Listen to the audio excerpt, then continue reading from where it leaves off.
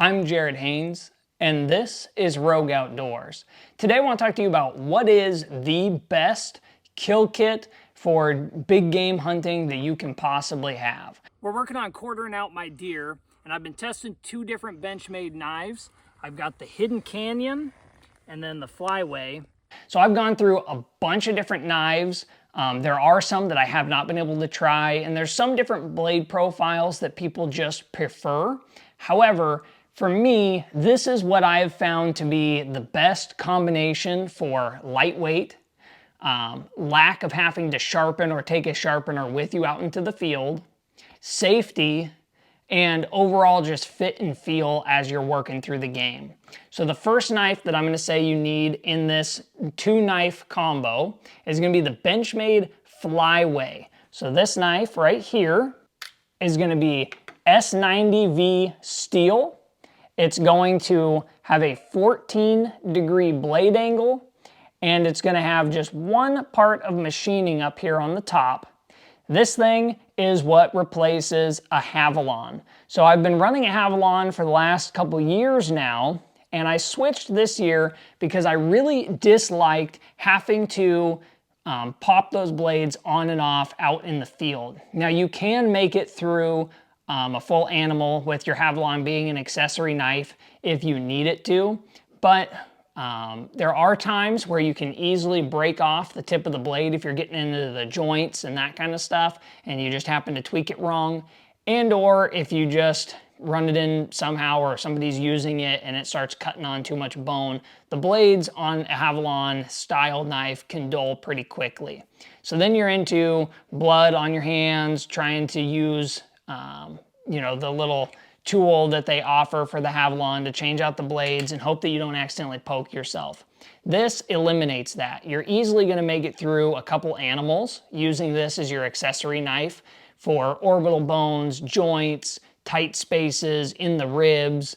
And this actually, I've found, gets rid of the need of something like this, which is a designated like gutting type tool or something where you're going to be running from the joint up to get that skinning process going to get the hide off. I prefer to do the gutless method or quarter my deer out. And so I'm always going to be running that hide up out in the field.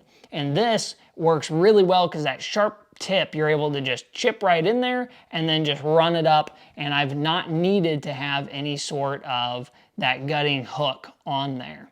So this is going to be the first knife, the Benchmade Flyway. Runs you about $260, so definitely not cheap, but it's a lifetime knife, something you buy, and you should not have to get another one in your lifetime. And through Benchmade, they do offer their Life Sharp, so you can send this back to them and they will sharpen your edge back to factory sharp for free. Awesome process. Next knife, again, is going to be a Benchmade. This review is not sponsored by Benchmade. I've just come to like their knives. They're a big enough company that they have very good customer service and ability. If something was to happen to the knife, they can replace it easy for you. As where some companies that are smaller just don't have that capability. They're made in America, in Oregon, so they're fairly close to where I live. So Benchmade I do like and have paid for each one of these knives in my kit, just so you know. So we're gonna be looking at the Hidden Canyon Hunter. So the Hidden Canyon Hunter is gonna be my next must-have knife, and if I could only have one of the two Benchmades, this would definitely be the one that I would go with because it's more of your broad strokes knife. It's got the machining out here on the end for getting your pointer finger on there, and then it's got more machining here if you want a steeper angle, you want your thumb on there, and it's got a really good, more oyster shell type blade profile, very good thickness, and it has a good sweep right here to protect your fingers from sliding up onto that blade.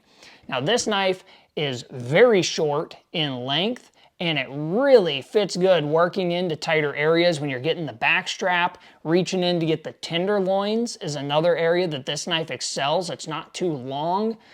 It's got a short blade, so you can really get in there and wrap under the back straps, make sure that you're getting as much meat as possible. I've been super impressed with this knife. Again, it runs S90V steel.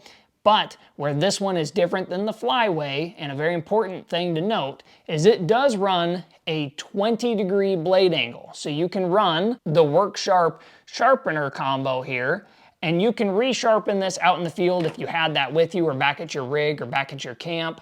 But again, you're gonna make it through a couple animals with this blade before you have to resharpen it.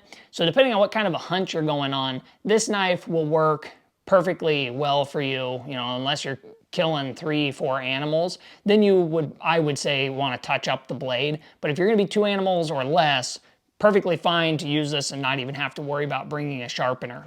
The tip on this is very thick, so you don't have to worry about breaking this if you're prying and around joints and stuff like that.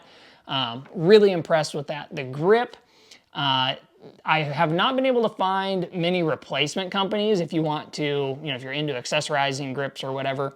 But the one that does come on it, I find to be very comfortable. It has like a matte, soft touch texture to it. So it's just enough grip that my fingers don't feel like they're gonna slide forward, but not too much to where it gets annoying using this knife for an hour or two while you're skinning and doing different things.